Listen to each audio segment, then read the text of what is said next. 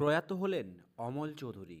অভাব অনটনে নীরবেই বিদায় নিলেন মহিষাসুর। পৌষ সংক্রান্তির আবহে ফের বিনোদনের দুনিয়ায় আছড়ে পড়ল দুঃখ সংবাদ। প্রয়াত অমল কুমার চৌধুরী আপামর বাঙালি দর্শকের কাছে যিনি মহিষাসুর বলেই পরিচিত। খবর বুধবার ইহজগতের মায়া কাটিয়ে পরলোকগমনের উদ্দেশ্যে রওনা দিলেন অমলবাবু। নয়ের দশকে মহালয়ার ভোরে যার অট্টহাসিতে কাঁপন ধরত বাঙালির বুকে, সেই অধ্যায়ের অবসান ঘটল। অশোকনগরের বাসিন্দা ছিলেন অমল কুমার। সেখানেই শেষ নিঃশ্বাস ত্যাগ করলেন প্রাক্তন অভিনেতা।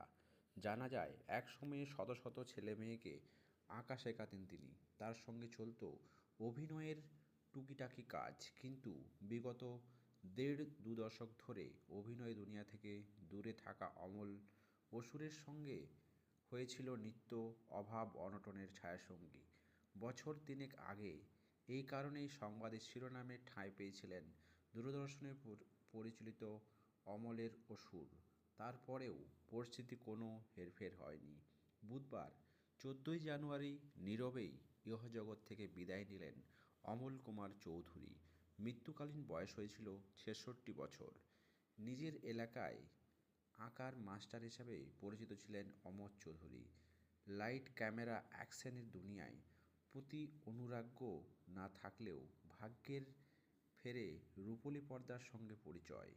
চেহারার গড়ন তাকে এনে দিয়েছিল মহিষাসুরের পাঠ, আর প্রথম চেষ্টাতেই বাজিমাত। দূরদর্শনের পর্দার ফাঁকে তাকে অসুর অবতারে দেখার পর থেকে এলাকার অনেকেই অমলবাবুকে অসুর কাকু বলেই ডাকতেন।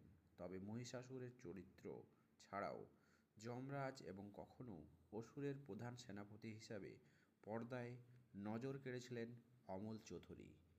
বাঙালির বুকে এই রকম একটি প্রতিভা সত্যিই না খেতে পেয়ে অভাব অনটনের মধ্যে চিরতরে চলে গেলেন অমলবাবু।